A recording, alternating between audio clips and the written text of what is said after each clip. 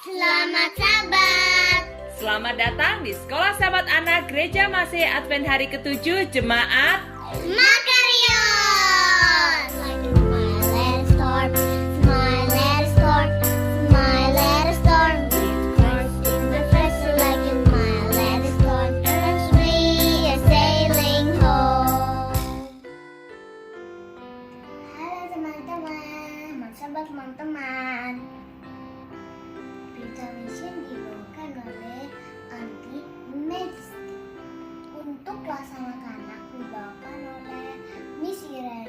Yuk kita mulai sekolah sahabatnya. Tapi ingat, duduk yang manis, jangan yang jangan lari. Selamat beribadah. Kita akan memulai sekolah sahabat dengan doa buka yang akan dipimpin oleh teman kita, Mercy. Sikap doa yang baik. Lord, kita mau dengerin sekolah sahabat. Pimpin kami duduk diam, berkati Yesus kami berdoa, amin. Sekarang mari kita dengarkan Aunty Majesty yang akan membawakan berita mission. Halo, selamat sahabat semuanya. Apa kabar kalian? Aunty doakan semuanya tetap sehat, ceria, dan semangat. Ketemu lagi dengan Aunty Jesty pada sahabat ini ya. Kali ini Aunty akan membacakan berita mission yang berasal dari Kepulauan Marshall, dari 3 teman kita kakak beradik yang bernama Raijan, Jehurayan, dan Jaira. Nah, berita mission kita pada sahabat ini penuh dengan kejutan. Tentunya teman-teman semua penasaran ya. Nah, untuk mendengarkan berita mission ini, mari kita duduk dengan baik ya, supaya kita bisa mendengarkan berita mission ini dengan baik. Oke, kita dengarkan. Judul berita mission kita pada sahabat ini yaitu Kotak Kejutan. Wah, pastinya seru ya kalau kita dapat kotak kejutan. Kotak karton putih tiba di Sekolah Misi Masehi Advent hari ke-7 di Kepulauan Marshall. Kotak itu berat dan berasal dari negara bagian Texas yang jauh di Amerika Serikat. Itu ditujukan kepada ayah sebagai wakil kepala sekolah. Tetapi ayah tahu bahwa kotak itu bukan untuk sekolah, melainkan untuk keluarganya dan misionaris lainnya. Ayah tidak sabar untuk pulang. Dia memberitahu ibu tentang kotak itu ketika ibu sedang istirahat dari mengajar siswa kelas 1. Ibu juga tidak sabar untuk segera pulang. Ketika ketiga anak mereka mengetahui tentang kotak itu, mereka juga tidak bisa menunggu. "Ayo, buka kotaknya," seru Raijan yang berusia 15 tahun. "Iya, ayo buka kotaknya," kata adik laki-lakinya yang berusia 11 tahun, Jehurayan. "Tolong buka kotaknya," kata saudara perempuan mereka, Jaira yang berusia 9 tahun. Ayah tersenyum melihat antusiasme mereka. Ayah berkata, "Mari kita buka kotaknya di rumah ya." Ketika sekolah berakhir, ketiga anak itu segera mencongkram lengan ayah dan menariknya ke pintu. Sesampainya di rumah, warga itu berkumpul di ruang tamu dan duduk di sekitar kotak.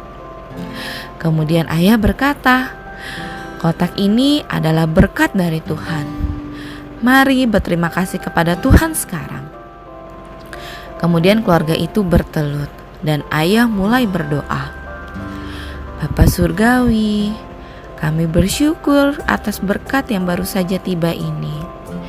Kami sangat bersyukur bahwa Engkau tidak melupakan kami.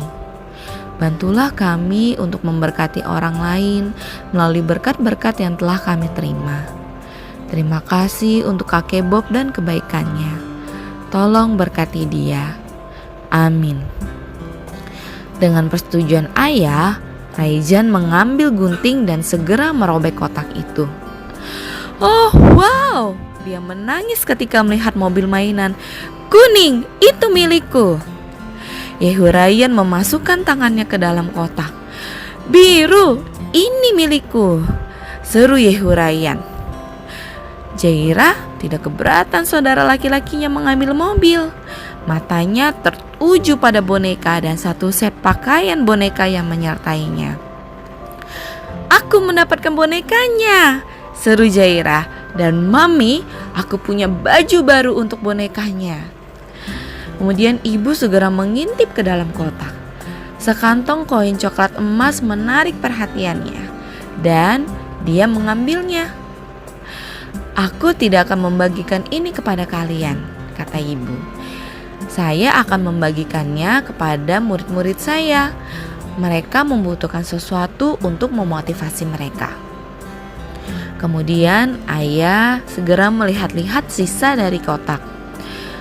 Masih ada buku catatan, pensil, nasi merah, kacang, dan kentang tumbuk instan. Dia akan membagikan barang-barang itu kepada siswa misionaris yang belajar di sekolah. Kemudian dia juga menemukan kesukaannya, yaitu nanas kering. Kedatangan kotak pertama 3 tahun yang lalu mengejutkan ayah dan ibu yang baru saja pindah dari Filipina untuk mengajar di Kepulauan Marshall. Kakek Bob telah belajar tentang pekerjaan misionaris mereka melalui kisah-kisah misi di misi Trigulanan, dan dia ingin membantu. Kakek Bob menaruh uang dalam persembahan misi sekolah sahabat setiap minggu, dan dia memberi ekstra ketika persembahan sahabat ke-13 dikumpulkan untuk membantu sekolah. Tetapi dia ingin berbuat lebih banyak. Jadi kakek Bob mulai mengirimkan kotak bulanan yang berisi mainan, makanan, perlengkapan sekolah, dan banyak lagi. Kotak-kotak itu seringkali datang tepat ketika makanan di rumah sudah mulai menipis, ketika ayah atau ibu membutuhkan dorongan, atau ketika seorang anak sedang berulang tahun. Setiap kali sebuah kotak tiba, anak-anak melompat kegirangan, dan ayah serta ibu memuji Tuhan atas kesetiaannya. Kemudian mereka berdoa sebelum membuka kotak itu, dan ayah mulai berdoa, "Terima kasih Tuhan, karena telah menunjukkan kasih-Mu kepada kami melalui kakek Bob. Terima kasih atas kesetiaan-Mu. Amin." Terima kasih atas persembahan misi sekolah sahabat yang teman-teman berikan. Karena melalui persembahan ini membantu misionaris menyebarkan kabar baik bahwa Yesus akan segera datang. Terima kasih telah menjadi seperti kakek Bob dan memberikan sedikit tambahan untuk misi. Sekian berita mission kita pada sahabat ini. Terima kasih sudah mendengarkan dengan baik. Sampai bertemu di kemudian hari. Selamat sahabat. Kita akan mendengarkan cerita dari Miss Irene di kelas beginner dan kinder. Selamat hari sahabat anak-anak semuanya. Sahabat ini, Mem Irene akan bercerita pelajaran beginner and kindergarten. Judulnya Gadis Kecil Melayani Allah. Apakah kalian tahu bagaimana cara melayani Allah? Pelayan kecil melayani Allah dengan perkataan dan perbuatan.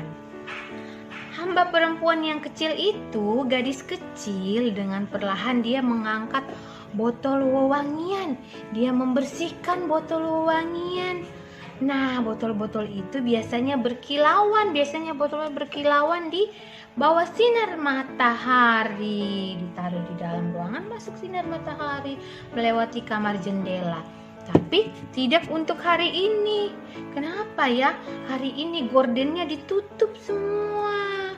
Dan Nyonya Naaman sedang duduk di tempat tidur dalam kegelapan. Dia sedih, dia menangis.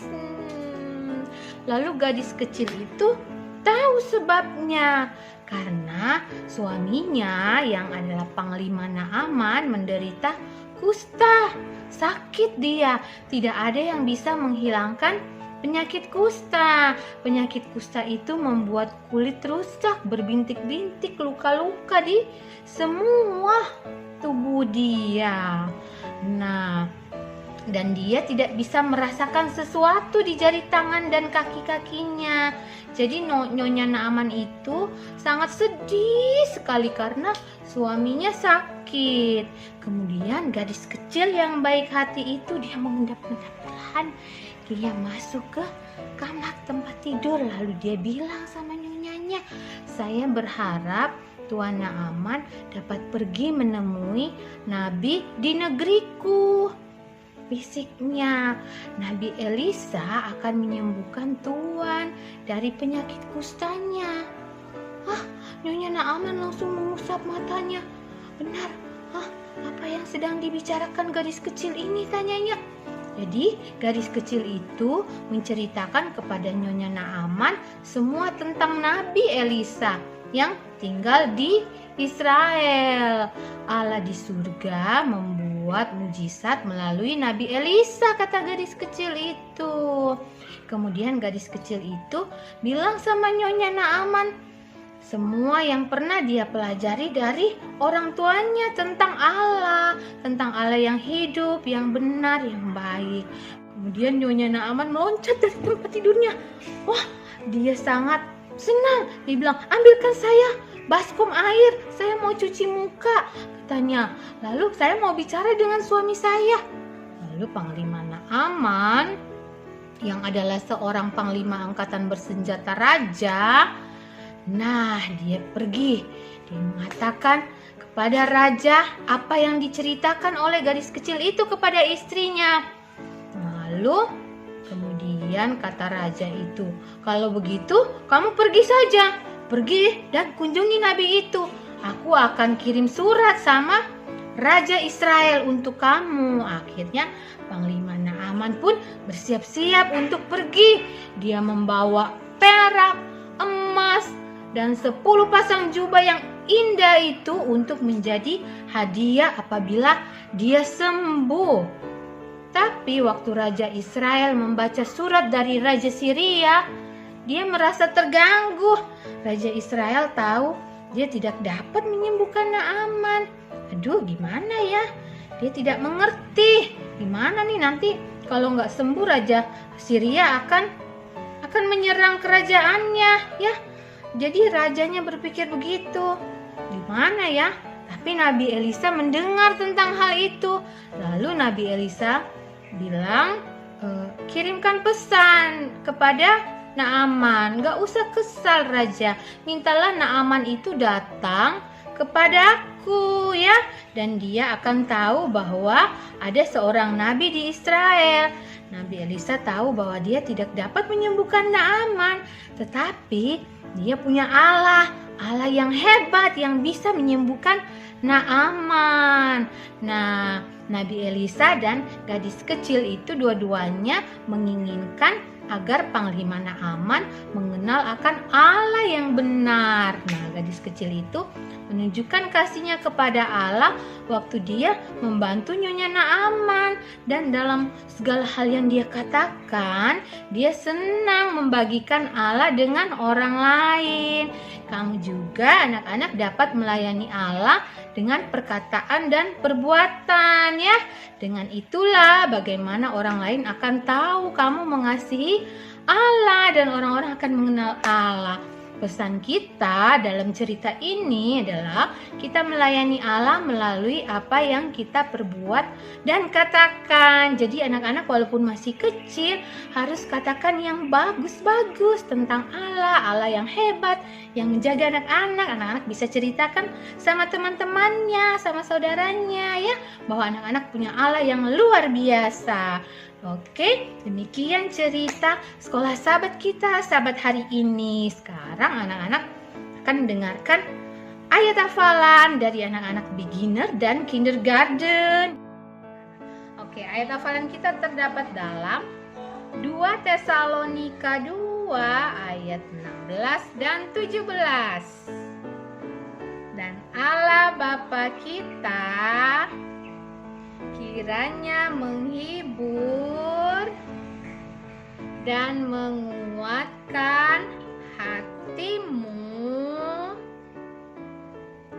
dalam pekerjaan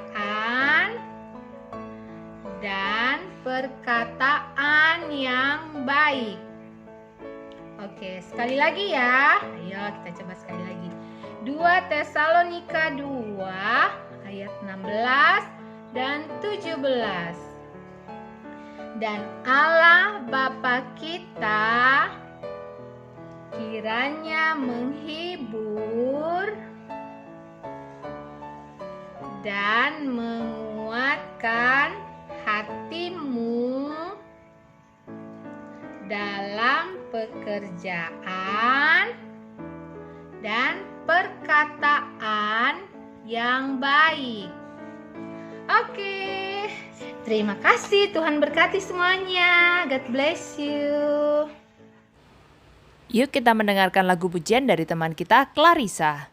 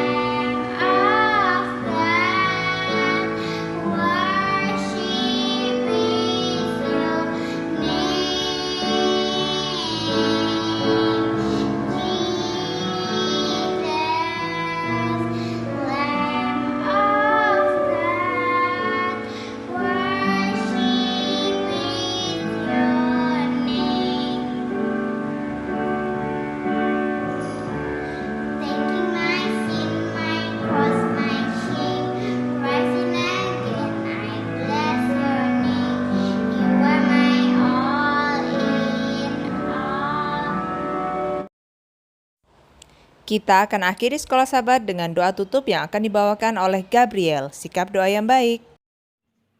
Hello, now we are going to close our Sabbath school. Let's pray. Dear Heavenly Father, now we are going to close our Sabbath school. Please, Lord. We already hear about you. Now we are going to stop. Thank you, Lord, for hearing our prayers. In Jesus' name we pray. Amen. Sekolah kita sudah selesai. Terima kasih yang sudah menonton. Kita ketemu Sabat depan. Tuhan Yesus berkati. Bye.